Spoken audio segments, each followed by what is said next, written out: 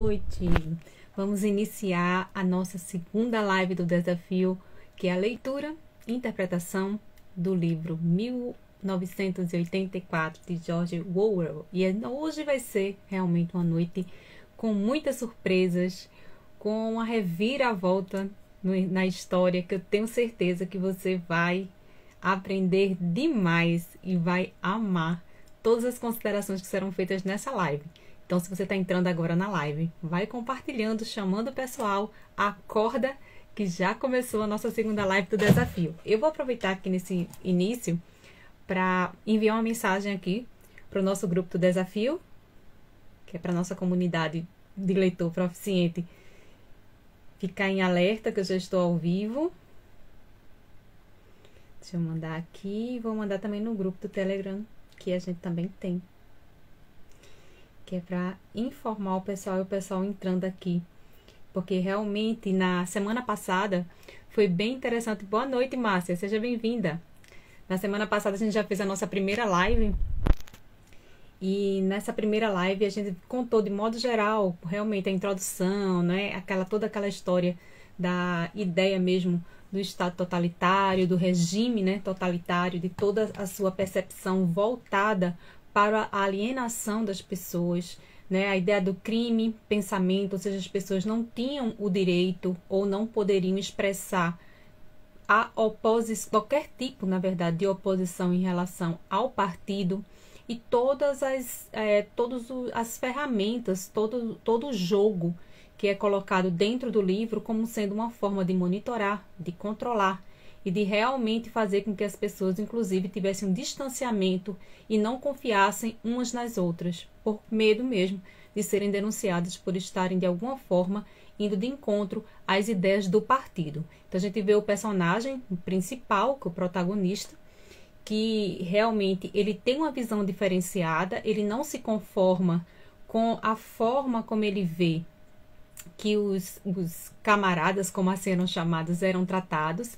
Ele vê que existe muita mentira, que existe uma rede ali de interesse nesse controle das pessoas, mas ele não tem com quem dividir. Então a gente vê a figura do Goldenstein, que aparece como sendo um traidor, aparece várias vezes nessa primeira parte do livro.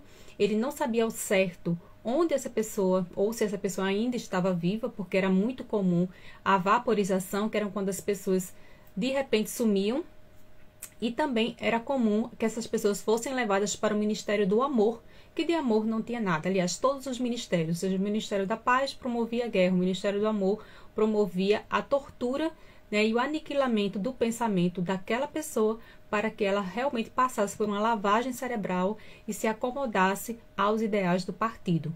Então é dentro desse clima de opressão, de controle e de busca pela verdade que o personagem principal, ele começa a duvidar, começa a questionar e acredita que, de alguma forma, a esperança para que o mundo pudesse sair das mãos, né, daquele regime totalitário, fosse que a grande massa, ou seja, a maioria das pessoas que fossem os proletas, pudessem se unir e fazer alguma coisa para mudar aquela situação.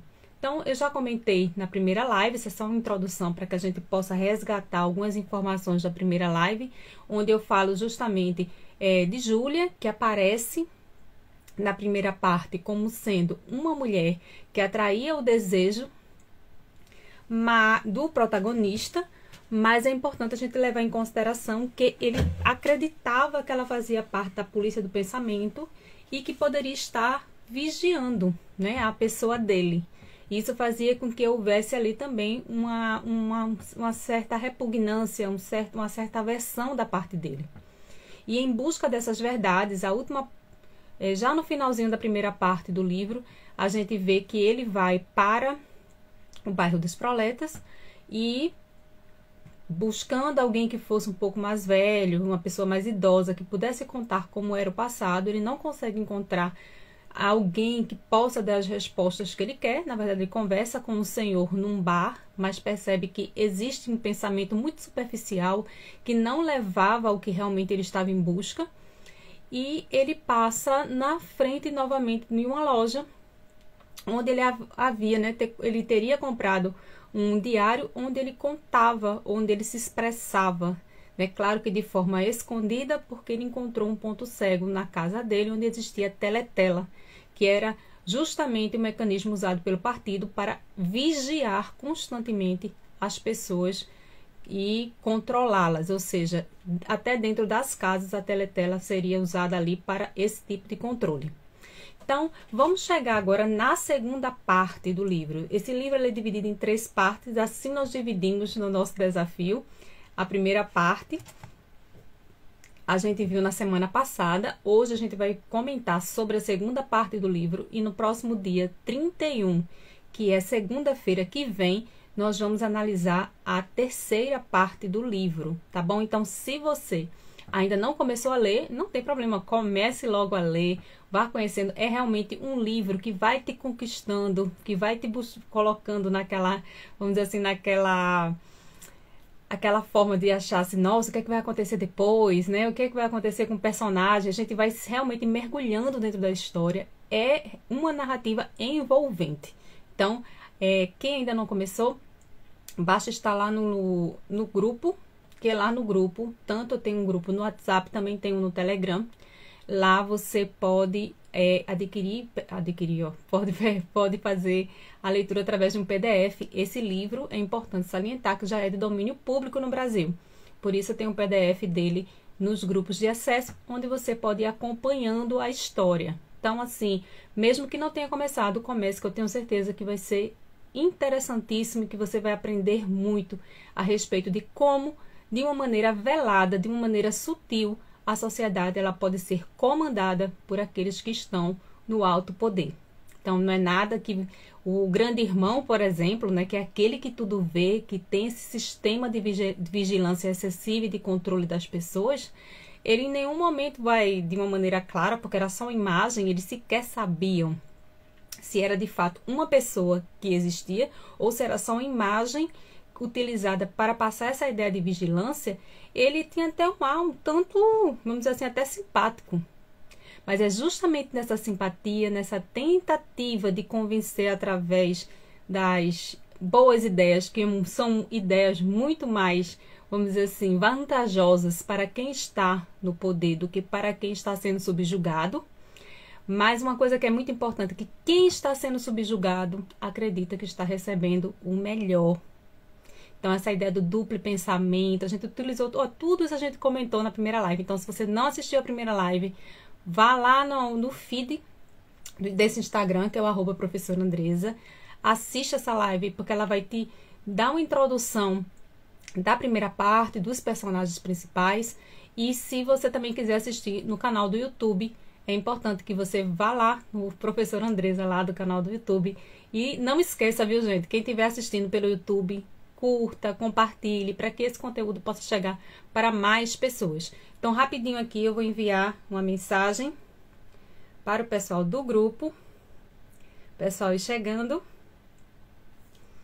E a gente já vai começar com a nossa segunda parte. O que é que aconteceu, gente? O que é que aconteceu? Então, eu fiz aqui um roteiro. Eu acredito que vai ficar bem claro. E vou pegar o finalzinho da nossa última live. Porque vai ficar mais fácil de dar essa continuidade à narrativa aqui na segunda parte do livro. Então, no final da primeira parte, a gente vê que Winston, ele sai dessa loja onde ele teria comprado antes, né, esse diário. Ele visita um quarto, um primeiro andar que tem nessa loja. Conhece o Sr. Charleston, que é o dono desse local, que vende coisas antigas. Ele faz uma compra de aquele objeto que a gente coloca como um peso, né, para guardar, prender um papel para que ele não voe. E ele conhece esse quarto. Nesse quarto ele vê que tem uma gravura antiga, ele rememora algumas quadras que eram cantadas antes do regime totalitário tomar conta de Londres, porque ele tinha pouquíssimas lembranças disso. E ele pensa por algum instante que de repente aquele quarto ali, em que o Sr. Charleston diz que não era mais usado porque a esposa havia morrido e que ele vivia sozinho ali naquela loja, que havia pouco movimento, poderia em algum momento ser o local ideal para que ele pudesse escrever no diário de uma maneira mais tranquila, sem ter tanto medo de ser, vamos dizer assim, descoberto a qualquer momento, porque nesse quarto ele teria verificado que não existia uma teletela. Então, ao se despedir desse senhor, ele não chegou a fazer o pedido para alugar o quarto, estar lá, foi algo que passou pela cabeça dele. Ele que está indo em direção à casa quando se encontra com Júlia. E Júlia, ela fica olhando para ele, passa por ele, não cumprimenta, mas ele fica cismado. Ele diz, por que será que Júlia está aí, nesse horário, perto da minha casa? Será que ela realmente não faz parte da polícia do pensamento e está me seguindo, querendo me entregar ao Ministério do Amor para que eu seja torturado e até morto? Porque nesse livro, gente, é importante entender que pensar diferente do partido ou qualquer tipo de questionamento em relação ao partido seria uma sentença de morte. Quando não, eles pediam até para que a pessoa cometesse o suicídio, desde que ela não existisse mais e ela não estivesse ali como sendo um problema para o partido. Quando ele vê a presença de Júlia ali passando pela casa, ele imediatamente fica assustado, fica apreensivo.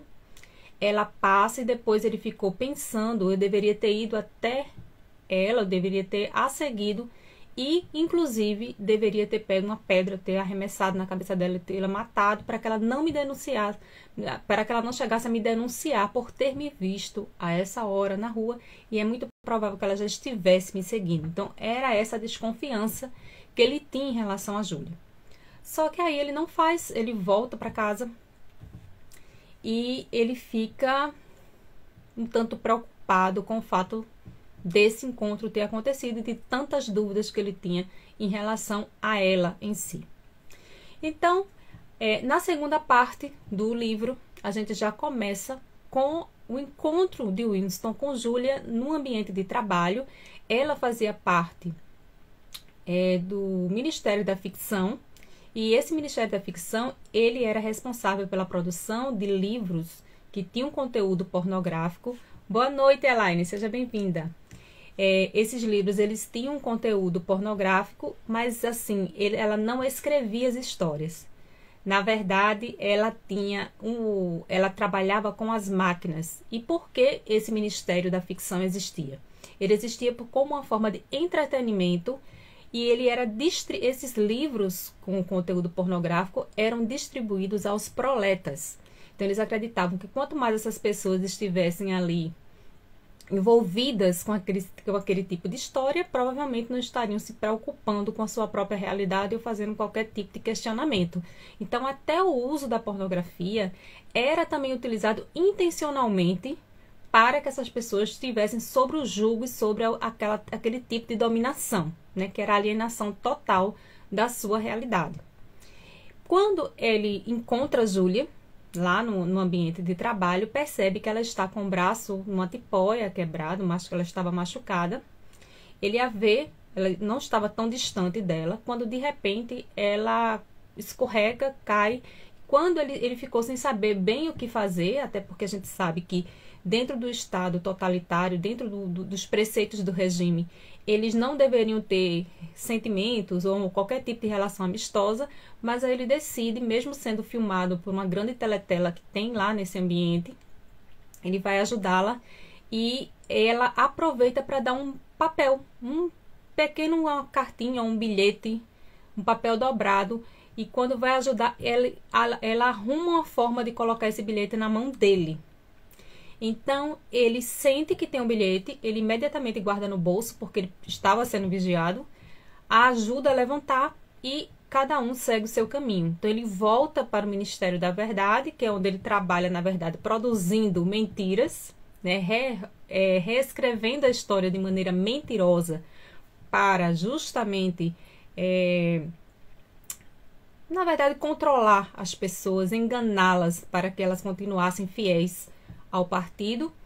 E ele fica um tempo sem ter coragem de abrir, porque existia lá um buraco, né, onde ele soltava, que era o buraco do esquecimento, onde tudo que qualquer papel, qualquer documento que tivesse uma verdade que precisasse ser mudada, eles colocavam naquele tubo e lá esse material ele era queimado. Então, ele aproveita um momento de distração, a gente tem que entender que tudo era milimetricamente observado. Ele estava com esse bilhete, mas ele não podia abrir assim livremente para que outras pessoas percebessem. Ele encontra uma forma de ler e quando ele abre o papel ele se surpreende, porque na verdade tem um bilhete de Júlia dizendo o seguinte: eu te amo. Então, nossa, como assim? Ela me ama. Boa noite, Débora, seja bem-vinda. Até pouco tempo ele estava totalmente desconfiado em relação a Júlia. Ele achava, inclusive, que ela estava observando a pessoa dele com a intenção de entregá-la ao Ministério do Amor.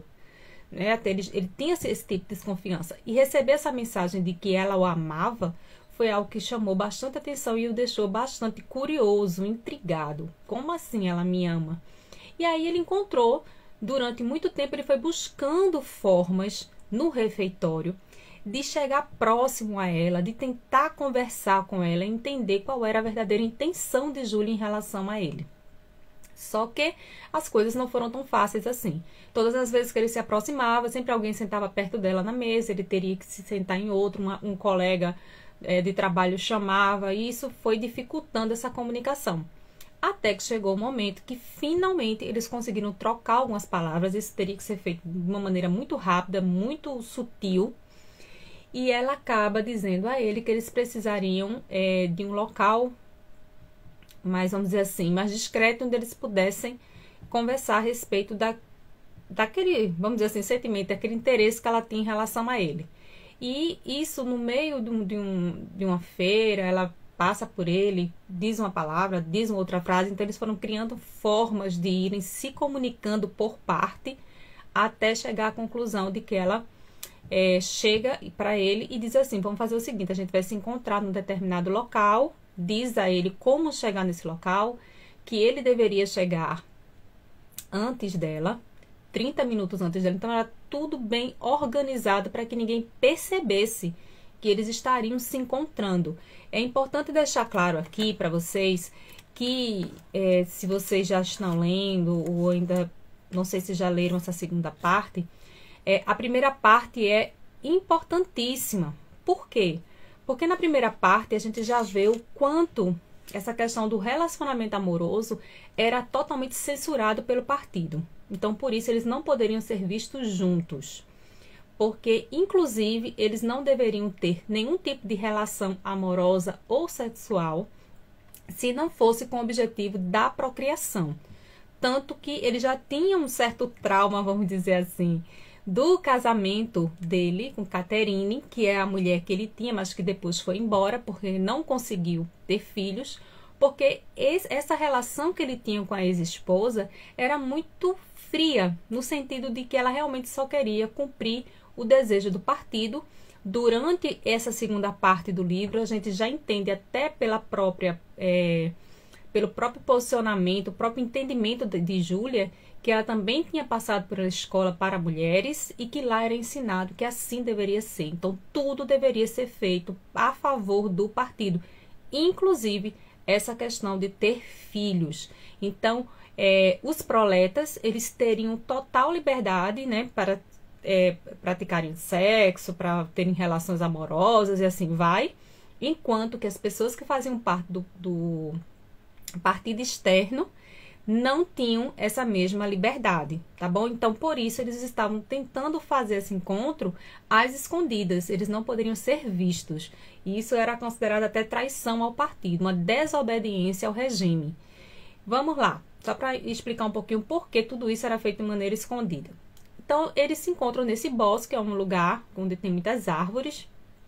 Ele chega lá primeiro que ela, depois ela chega, e lá eles se encontram. Só que quando eles estão lá, eles aproveitam para ter uma liberdade. Ela diz que já tinha ido àquele local outras vezes, que era um lugar onde não existia a possibilidade de uma teletela, e por isso era seguro que eles lá estivessem. Então ele começa a dizer a ela o quanto ele odeia o partido, o quanto ele não se adequa às ideias, que ele tem muitas dúvidas a respeito se de fato o passado era tão ruim assim como o partido colocava como pauta nas teletelas. E para a surpresa dele, Júlia era justamente o contrário do que ele pensava. Por quê? Porque ela também odiava o partido. Só que a gente vai perceber, agora vou fazer Boa noite, Helene, seja bem-vinda. Vou fazer um adendo aqui bem importante sobre esses dois personagens. Eles se envolvem amorosamente, eles se encontram numa questão assim sexual, eles aproveitam esse bosque, esse lugar mais afastado. Tem vários encontros lá, sempre com essa motivação sexual, porque é interessante colocar que até este encontro deles já era considerado como uma forma de reação ao partido. Então, eles entendiam que tendo esse tipo de relação, mesmo as escondidas, já era uma forma de reagir e não se dobrar diante das leis, das regras, né, da cartilha do partido. Então, essa relação em si já era uma forma de reação. Era assim que eles compreendiam esse relacionamento deles. Mas, assim, é importante ressaltar que o Winston, ele tinha uma visão da coletividade. Ele acreditava que os proletas poderiam, sim, encabeçar uma grande revolta, né, que pudesse tirar o partido do poder. Eles acreditavam, o Winston, ele acreditava que o que eles pudessem fazer para reagir e conseguir de alguma forma entrar em contato com... Boa noite, Adriana, seja bem-vinda. Com a confraria, que na verdade era o grupo que ele entendia que reagia ao partido. Seria uma forma de se unir às pessoas que estavam também contra o partido, mas eles, enfim, como eles não podiam confiar uns nos outros, teria que ser feito isso de uma maneira muito, vamos dizer assim, sutil, de uma maneira muito tranquila, para que ele não fosse denunciado. Então, ele entendia na coletividade, ora, eu quero fazer parte de um grupo que de fato possa reagir ao partido e tirá-lo do poder. Essa era a mentalidade de Winston, era isso que ele realmente desejava. Ele não tinha uma pretensão de fazer aquilo, porque se não fosse por um grande, vamos dizer, para o bem comum, ele acreditava que realmente poderia quebrar com aquela força do partido e que sim, ele poderia fazer uma grande revolução junto com outras pessoas que pensassem como ele. Então, a gente vê essa ideia da coletividade muito presente, ou seja, ele não pensa só nele, ele pensa também nos outros. Já no caso de Júlia, apesar dela odiar o partido, ela já havia entendido que a melhor forma de reagir ao partido seria fazendo coisas que eram, vamos dizer assim, diferentes daquilo que o partido queria, mas fingindo estar fazendo aquilo que o partido queria. Então, ela era uma grande atriz, vamos dizer assim. Nos momentos, né, que são os 2 minutos de ódio, que eles teriam que ficar ali praguejando, insultando aqueles que eram considerados traidores, ela sempre era uma das mulheres mais, vamos dizer assim, violentas e entusiastas na hora dessa encenação que ela fazia. Ela participava inclusive do Ministério da Juventude antissexo, veja, mas praticava o sexo. Então, na cabeça dela, participar desses eventos, né, se mostrar como uma fiel militante do partido, estar sempre fora de cogitação de que ela pudesse ter uma visão reativa ao partido, já era de alguma forma estar sendo ousada o suficiente e reagindo contra ele. Ela não tinha a visão que o Winston tinha, que era a visão da coletividade, vamos fazer a revolução, vamos mudar. Ela achava que, na verdade, nem isso poderia acontecer. Ela nem acreditava que existisse, de fato, um grupo capaz de derrubar o partido. E pensando nisso, ela acreditava que, se eu não posso mudar o curso da história, eu vou me adaptar a ela e tentar sobreviver dessa forma. Então, são duas visões diferentes. Embora eles odiassem o partido e não estivessem de acordo com as ideias do partido, enquanto ela era, vamos dizer assim, mais voltada para si mesma, ou seja, desde que eu consiga saber lidar com a situação e fazer o que eu quero sem que o partido entenda ou saiba do que está acontecendo, tá ótimo. Enquanto que ele não. Ele acreditava que fazer parte do grupo, né, da confraria, se aliar de alguma forma ao O'Brien, que depois a gente vai conversar um pouquinho sobre esse personagem perigoso aqui. Boa noite, Bruna. Já seria uma forma de ele fazer uma grande revolução, se unir aos proletas, se unir ao grupo da confraria, fazer uma grande revolução e tirar o partido do poder. Então ele tinha uma visão mais ampla assim, de derrubar o partido, enquanto que ela acreditava que saber lidar, o partido poderia continuar lá, desde que ela conseguisse saber administrar a situação e fingir muito bem para que não fosse considerada uma traidora e pagasse, né, tivesse as consequências dessa atitude dela, desse comportamento reacionário da parte dela. Então, são visões diferentes que vão fazer muito sentido um pouquinho lá na frente. Então, depois desses encontros, depois deles terem se conectado em termos de não estarem aderindo prontamente às ideias do partido, eles estão também organizando a Semana do Ódio. E aí é bem interessante como o livro, o autor, na verdade, né, ele coloca sempre essa questão dos estados da Eurásia, da Lestásia, da Oceânia, e sempre, ora a Oceânia estava em guerra com a Eurásia, depois eles mudavam tudo, diziam que não era Eurásia, era Lestásia, e aí a gente vai percebendo que até isso ocorria de uma forma, vamos dizer assim, manipulada. Inclusive o Winston, ele tinha essa preocupação de o tempo todo estar mudando o curso da história no Ministério da Verdade, porque tudo que for alterado, mesmo que fosse de um dia para o outro, precisava sumir qualquer tipo de resquício de que aquela informação era irreal, né, que era mentirosa.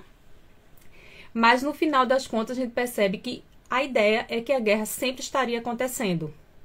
Se não fosse com uma região, seria com a outra, né, ou seria com as duas. Mas a guerra, o estado de guerra era permanente. Algo que eu acho bem interessante a gente colocar é que numa das conversas de Winston com Julia, eles tratam dessa questão da humanização. E é uma preocupação muito maior da parte de Winston sobre qual foi o posicionamento dele diante, inclusive, do que estava acontecendo, do quanto essas ideias do partido eram capazes de serem absorvidas de uma maneira tão sutil que eles sequer estariam percebendo que já estavam totalmente dominados por elas. E como é que isso vai acontecer? Quando eles falam sobre a questão da guerra, da tal da Maria Foguete, que eram as bombas que eram lançadas nos bairros dos proletas. Na primeira parte do livro, ele está lá conhecendo o bairro dos proletas, porque ele queria ver se conseguia algumas informações sobre o passado. E não sei se vocês lembram, mas uma bomba cai. E quando a bomba cai e as pessoas já estão correndo, né, tentando se abrigar em algum lugar, ele passa na rua e vê uma mão tinha sido decepada por ocasião da bomba, estava lá no meio da rua e ele simplesmente chuta essa mão. E ele lembrou disso. Ele diz, nossa, eu vi uma mão de uma pessoa e eu tratei aquilo como se fosse um nada, como se fosse um lixo. Eu não me toquei, não tive nenhum sentimento em relação àquilo. Então, ele passa também a se questionar. Mesmo ele reagindo ao partido, ele já estava tão, vamos dizer assim, voltado para esse regime, que ele acabava ali meio que automaticamente tendo reações de total desumanidade ou de empatia zero em relação às coisas que estavam ao seu redor.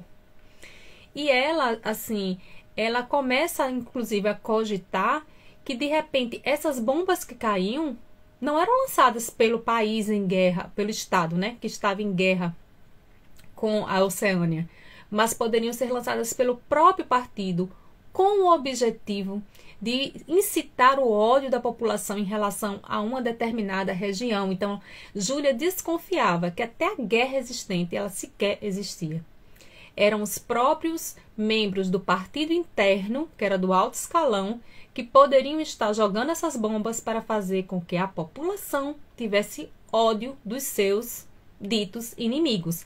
Eu acredito que faz muito sentido, porque se a gente está falando aqui de um enredo que trata da manipulação em todos os sentidos, da alienação das pessoas através de inverdades que acabam sendo aceitas como verdades, que aí a gente trata da ideia do duplo pensamento, né? O que é esse duplo pensamento?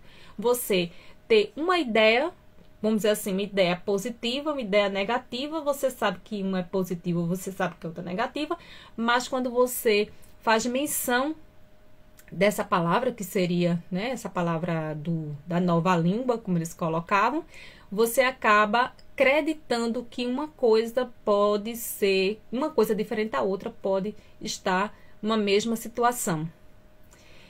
E aí a gente vê o quanto de fato toda essa questão a gente hoje vê na nossa realidade, né? A gente pode analisar até que ponto, né, as fake news, né, não são utilizadas com o objetivo X, né, que é de realmente deixar as pessoas desconectadas. Até que ponto achar que a minoria, e até eu vi tem um estudo falando sobre isso, depois eu vou trazer para vocês o nome certo do estudo, mas é falando sobre isso, que muitas vezes, né, como acontece a manipulação surge inclusive quando você desanima, quando você é uma minoria. Vamos dizer que a gente está no estado, nós estamos no estado democrático, aí a maioria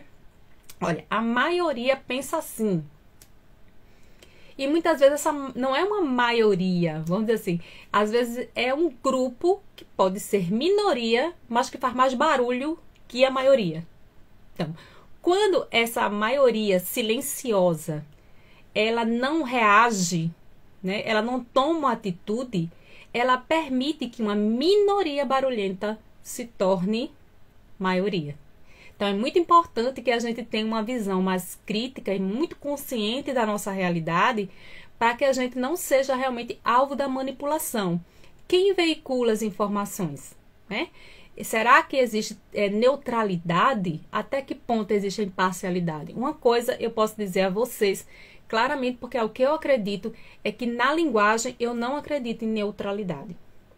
Existem formas de parecer neutro, mas não significa que você seja de fato neutro. Qualquer sujeito, né, aquele que escreve ou aquele que fala, ele tem a sua ideologia, ele tem a sua visão de mundo, mas ele pode, por uma determinada situação ou contexto, procurar não ser tão claramente posicionado.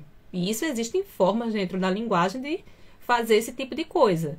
Agora, dizer que é totalmente neutro, dizer que não existe nenhum posicionamento, eu não acredito. Né? Sempre vai existir. Né? Se a gente for ler com atenção, se a gente for escutar com atenção, a gente vai percebendo sim que existe dentro do discurso seu posicionamento, a sua visão de mundo que está ali inserida. Não tem como a gente se desvencilhar disso.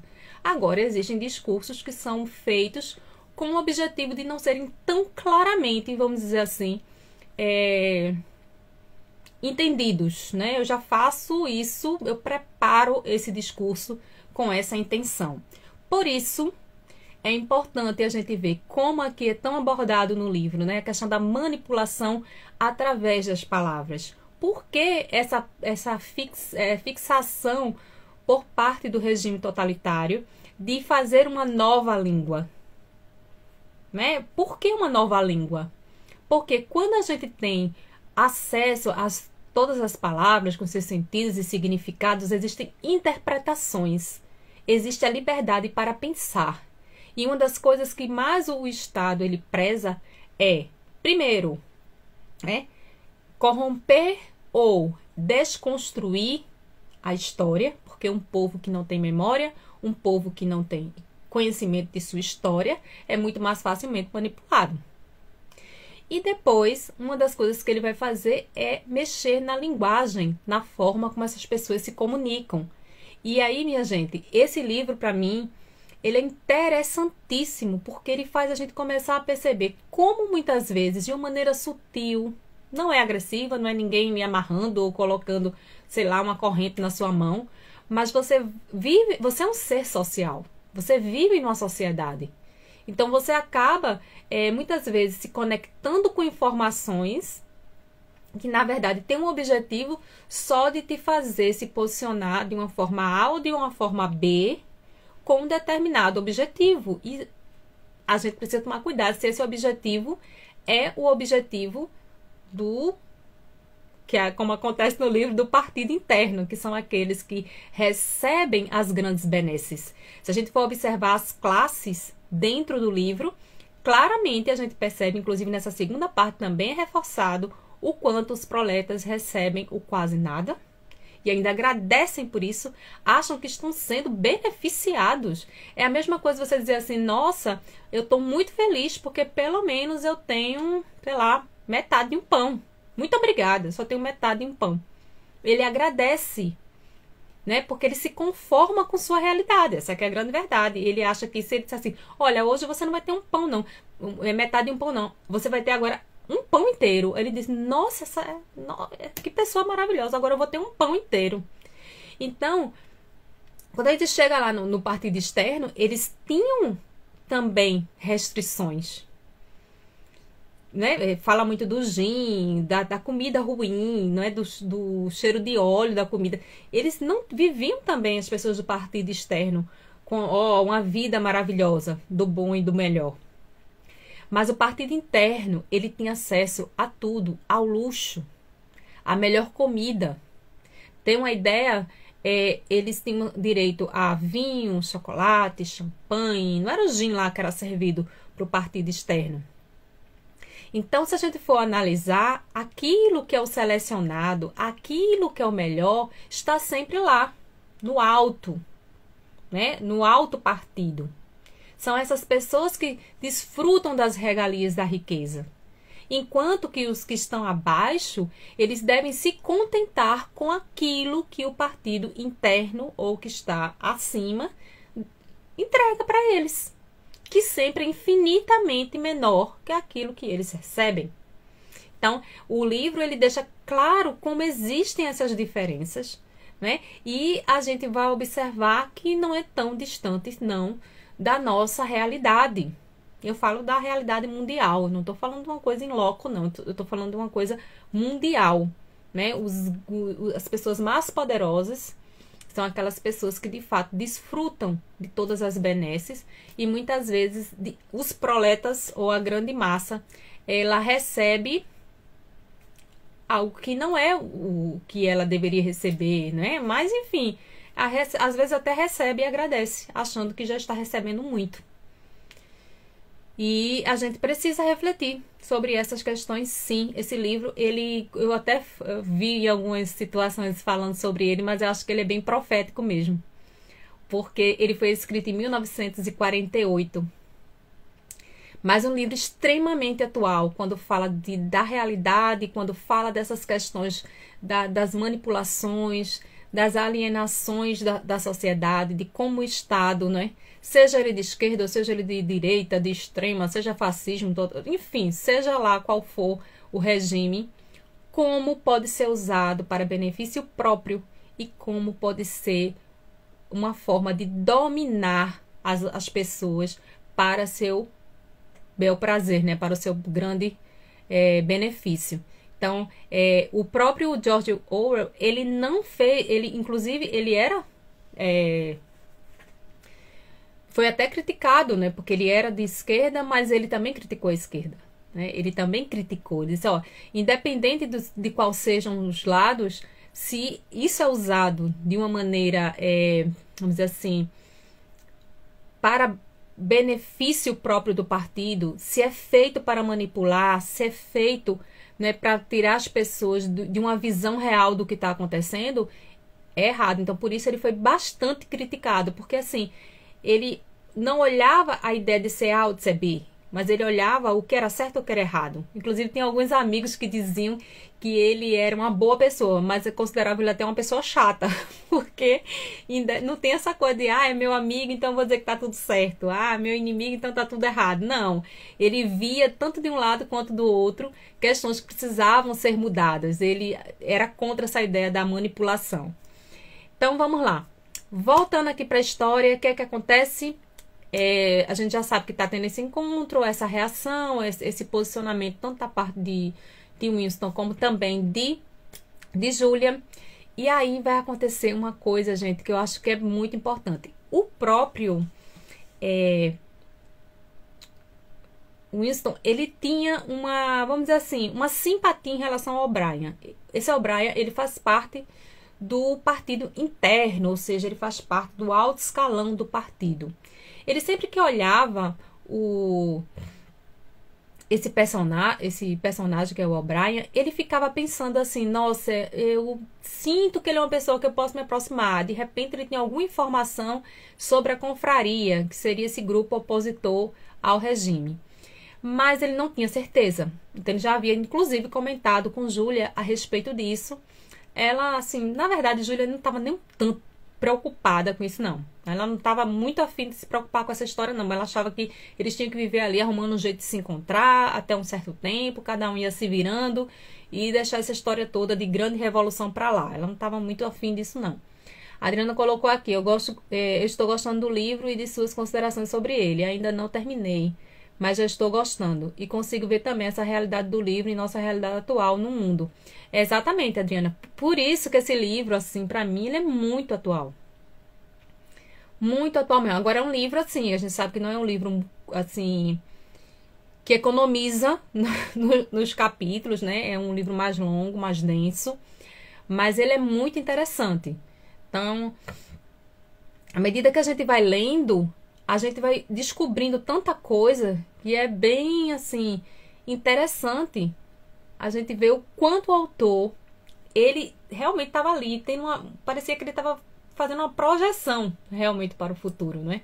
Porque ele consegue ver além, né? Coisas que lá em 1948 ele via, claro, aquela situação de entre guerras, né? Já dessa manipulação, mas ele já viu que isso poderia piorar, né? Não à toa ele coloca como 84, mas de 48 para 84 não era tanto tempo assim, mas de 84 para cá a gente vê que as coisas foram só se aperfeiçoando, mas que tem muita coisa dessa realidade que ele retratou já nesse período.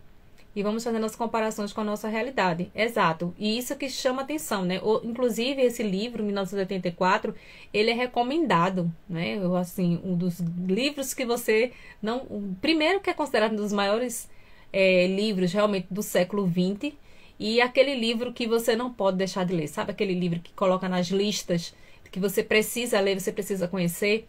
E realmente faz muito sentido. Boa noite, tio Letrando. Seja bem-vindo. Então, vamos lá. O que é que acontece aí?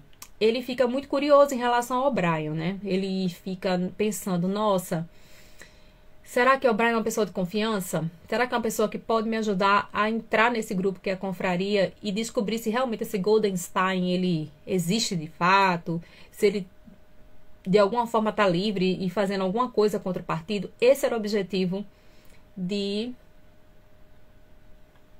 Winston. E aí, o que é que vai acontecer? Ele tá andando assim na rua como, assim, de uma maneira sem grande propósito. Eles estão nessa organização da Semana do Ódio, quando esse O'Brien se aproxima dele, o próprio O'Brien. E aí o O'Brien vai e faz um convite, diz, olha, eu tô sabendo que o seu amigo... Sim, porque é interessante, um Sim, que era aquele colega dele na primeira parte do livro, que senta junto dele, que está participando da organização da nova língua, do dicionário, esse sumiu, ou seja, foi vaporizado. Inclusive, ele iria fazer parte de um jogo de xadrez, e quando o Winston olha a lista, percebe que o nome dele já havia sido retirado, que era isso que eles faziam.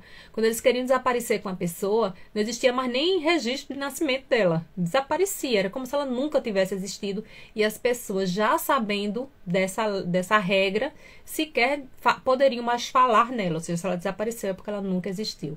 Então, ninguém perguntava, ninguém poderia falar. Isso poderia ser incriminador para alguém que ficasse perguntando por uma pessoa que desapareceu.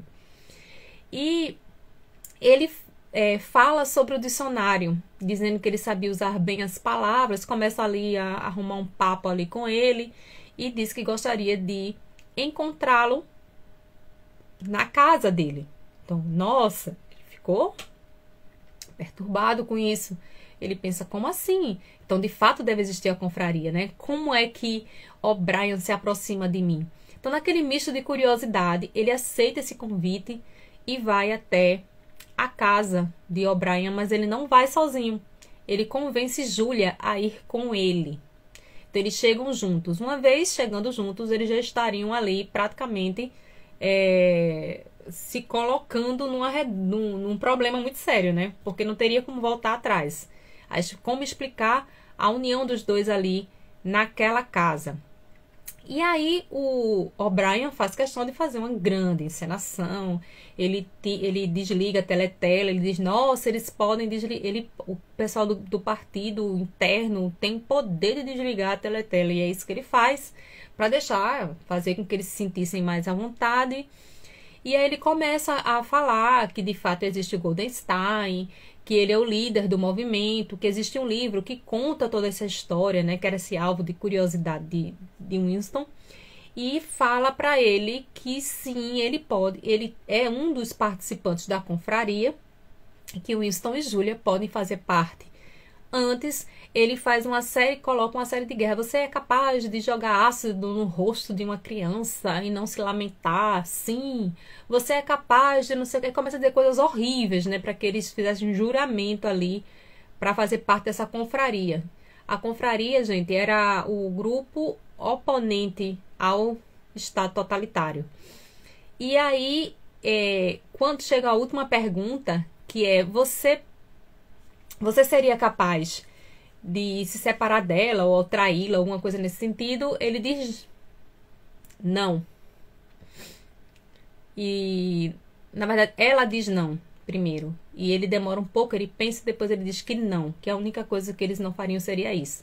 Só abrindo um parênteses, é que eles haviam conversado sobre o que o partido, até que ponto o partido seria capaz de mudar a percepção deles em relação à relação que eles tinham. E é bem interessante que eles estavam muito crentes de que o partido não seria capaz de fazer com que eles perdessem o seu senso de humanidade. Eles acreditavam que se ele amava e vice-versa, eles não poderiam, o partido não seria capaz de tirar essa questão do sentimento, da lealdade de um em relação ao outro, que o partido não seria capaz de tirar a vontade deles. Poderiam fazer qualquer coisa, mas não poderia manipulá-los nesse sentido. E aí é interessante que quando ele o O'Brien faz essa pergunta, na verdade foi esse teste. Então, você seria capaz de trair Julia? Ou você seria capaz de ser desleal, alguma coisa nesse sentido? E aí ela diz que isso ela não estaria disposta a fazer em relação a Winston. E ele, depois de um tempo, ele também diz isso. Então, era algo que eles acreditavam. Então, mesmo que a gente seja preso, mesmo que eles levem a gente para o Ministério do Amor, a gente tem certeza que eles não serão capazes de mudar isso dentro de nós. Essa questão do senso de justiça, de humanidade, eles podem fazer o que for. A gente pode até falar o que eles querem ouvir, mas eles não vão efetivamente mudar isso dentro de nós. Então, é bem importante essa consideração aqui. Eles se despedem, o O'Brien pede para que ela vá embora primeiro que o Winston, para não chamar a atenção.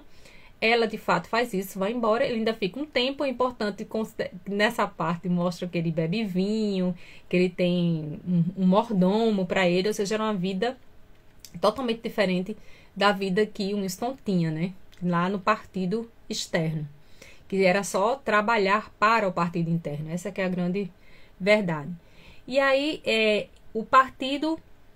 ele acreditava que o partido não poderia diminuir, já estava todo feliz da vida, porque achava que estaria participando da confraria, e O'Brien diz a ele que ele espere algum tempo, porque perguntou: você vai para o trabalho com alguma bolsa, alguma coisa? Ele disse: não, eu vou com uma pasta. Ele disse: pronto, então alguém vai passar por você, uma pasta vai cair no chão, vai fazer de conta que uma pasta caiu no chão e vai colocar uma pasta na sua mão. Dentro dessa pasta você vai receber o livro do partido. Então, assim, ele entendeu que estava com o livro do partido, né? Que era tudo que ele queria, era conhecer como era realmente o partido.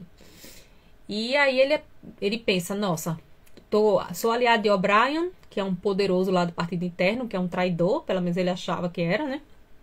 Eu já adianto para vocês que esse O'Brien de oponente do partido não tinha nada. Ele, na verdade, o Winston e Julia foram atraídos por uma grande armadilha.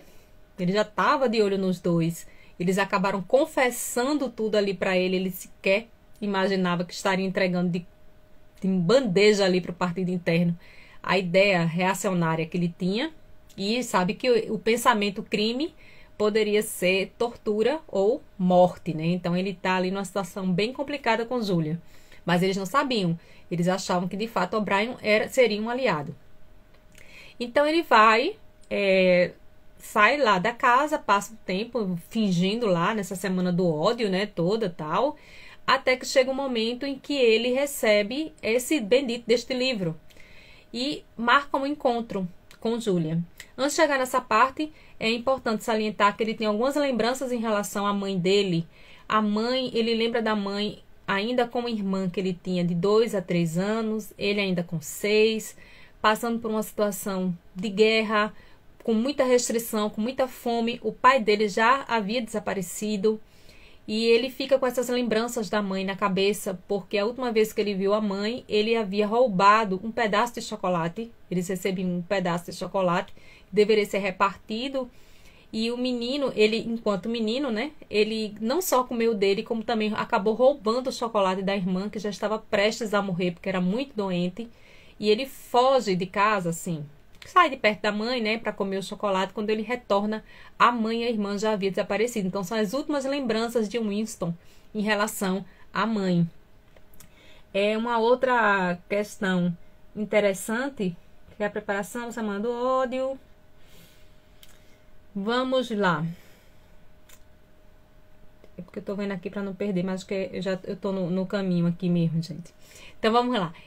Depois que finaliza essa parte, ele pega esse livro, eles vão se encontrar nesse quarto que eles teriam alugado. Agora, eles não se encontravam só lá no bosque, né, entre as árvores e tal. Eles já haviam começado a se encontrar nesse quarto que Winston tinha alugado ao senhor Charleston, eu acho que deve ser essa pronúncia, que era esse senhor que morava só, que era viúvo e que ele tinha comprado esses objetos antigos. E o interessante é que eles se sentiam bastante seguros, porque acreditavam que lá não existia teletela. É nesse quarto que a gente já tem uma informação que vai ser muito importante. A gente percebe que o Winston, ele tem pavor, ele tem fobia a ratos. Julia, ela observa que por um buraquinho que tem na parede, aparece o focinho de um rato. E quando ela conta isso para Winston, ele fica totalmente desestabilizado. Então a gente já percebe aí, vamos ver as cenas do próximo capítulo, mas ele tem muito medo de ratos. E aí chega o dia em que eles vão se encontrar novamente nesse apartamento. Ele leva o livro, começa a ler o livro, aí vai contar toda a história da Eurásia Anastasia e qual era a verdadeira intenção do partido, né? Toda a parte do livro que ele lê para ela é voltado para isso. Só que ela adormece, porque na verdade Julia não estava nem aí para essa história de guerra, sabe? Ela nem acreditava que a guerra de fato existisse, achava que era tudo uma manipulação, que seria muito difícil destruir o regime ali totalitário. Mas estava embarcando ali com Winston porque, assim, eles realmente odiavam o partido e para ela, né, que era uma moça jovem, ousada, era entrar ali na onda. Mas em si ela não acreditava tanto que pudesse mudar alguma realidade, não. Mas aí, de repente, quando eles adormecem, passa um tempo, ele começa, eles estão em pé, já tinham colocado a roupa deles. Eles veem que no quadro onde existia aquela imagem antiga, que ele pensou até um tempo em comprar o quadro, existia um buraquinho e por lá ele ouviu uma voz. E aí ele descobre, a própria Julia percebe que eles haviam sido descobertos. Existia por trás do quadro uma teletela, ou seja, tudo estava sendo filmado, o partido estava controlando tudo que eles faziam dentro do quarto, tudo que eles conversavam. E aí, gente, esse momento é terrível, né? Porque eu quando fui lendo, eu fui imaginando aquela coisa de filme, né? Toda a polícia, a polícia do pensamento, que eles já sabiam que acabou ali para eles, né? Todos vestidos de preto, tinha gente vindo pela janela, tinha gente, ele ouviu o barulho do pessoal subindo pela a escada. Ela é agredida, ela cai no chão quase sem ar. Ele sequer conseguiu virar o corpo, porque ele sabia que se ele virasse ou tentasse fazer alguma coisa, ele iria apanhar também, então ele não queria ser agredido. Ele só percebe que ela realmente está ali se ultimando no chão, sentindo muita dor, com falta de ar pela pancada que ela tinha levado, né? Ela foi agredida. E depois, gente, eu vou ser sincera com vocês, essa parte pra mim foi a grande revelação, mais do que o O'Brien, que era um grande traidor, que entregou tudo e que manipulou para que eles fossem pegos ali. Eu vou ser sincera com vocês. Para mim, o grande momento foi quando o senhor Charleston, que era o cara lá que ele confiava, que tinha alugado o quarto, aparece, segundo a visão de Wilson, uma pessoa totalmente diferente, já como se fosse mais jovem, já sem o sotaque que ele usava antes, ou seja, o próprio dono da loja de coisas antigas havia enganado Winston. Veja a situação. E aí ele entendeu que aquela voz que aparecia na teletela, quando ele descobriu que o quadro era falso, acho que era a teletela, era a voz do próprio Sr. Charleston. E aí, para mim, foi a grande revelação. Nossa, até o homem, ele até ficou pensando, será que aconteceu com ele? Será que ele foi preso? Ele ainda se preocupou. Chegou um momento no pensamento dele que ele se preocupou com o Charleston. E, na verdade, ele também era um traidor. Agora, eu fiquei meio em dúvida, na verdade, né? Se ele, de fato, desde o início já estava macumunado ali com o pessoal do partido interno, com o O'Brien, né? Porque ele já havia comprado aquele diário e despertou uma atenção. Mas, assim, o próprio livro dá essa indicação de que o Charleston, que era o dono da loja, fazia parte da polícia do pensamento. E ele tinha sido pego justamente por causa disso. Ele acabou entregando, conversando muita coisa, confiando demais nele. E aí ele acaba entregando provavelmente para o O'Brien, né? E o O'Brien criou toda aquela situação ali. Então, a segunda parte do livro finaliza aí, quando eles são presos. E o que acontecerá depois, hein? O que será que terá acontecido com Julia e com Winston? Eles são presos, são levados pela polícia do pensamento. Ele descobre que tinha sido traído, né, pelo Charleston, pelo Sr. Charleston. Descobre que, acredito que O'Brien, ele ainda só vai ter noção disso depois. Ele ainda não tem informação que O'Brien também está envolvido nessa trama contra ele. E aí, essas informações a gente vai saber na próxima live, que é na segunda-feira, dia de 31, quando a gente for ver a terceira parte do livro. Mas a gente já vê aí traição, de realmente não poder confiar em ninguém. Quem ele confiou, traiu, e ele vai para o lugar que ele tinha maior pavor, né? Que era ir para o Ministério do Amor, que a gente sabe que de amor não tem nada. Então, o final da segunda parte do livro é a prisão de Julia e Winston. Eles vão lá para o Ministério do Amor e provavelmente para a tortura, e vamos ver lá o que vai acontecer mais com eles aí. Bom, gente, só deixando claro que na próxima quarta-feira, agora às 20 horas, a gente vai fazer uma live, que vai ser a quarta-feira assustadora, né? A gente sabe que como no dia 31 vai ser a terceira parte do livro, a gente finaliza o desafio, então ficou para quarta-feira agora que vem a nossa quarta assustadora, que vai ser sobre O Gato Preto, de Edgar Allan Poe. Vai ter a participação de Adriana, da professora Adriana. Então, estou convidando todos vocês para estarem comigo e com a Adriana nessa live agora de quarta-feira. Também muita coisa interessante sobre esse texto, esse conto de Edgar Allan Poe. A Adriana botou: é tudo uma máfia. É a polícia de hoje. Uns se unem para fortalecer os laços, depois aparecem como inimigos, mas estão na busca de interesses políticos. Exatamente, Adriana. Então, a gente vê como é tudo tão...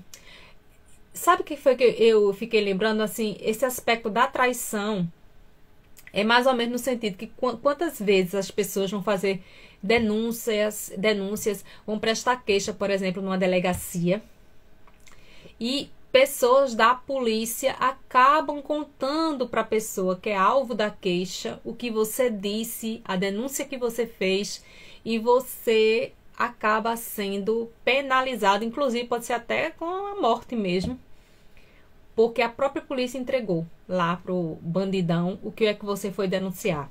Então, eu vejo assim um exemplo, só pra gente tirar um exemplo assim, que acontece muito é isso. As pessoas às vezes não confiam nem em contar as coisas, porque elas podem ser prejudicadas, né?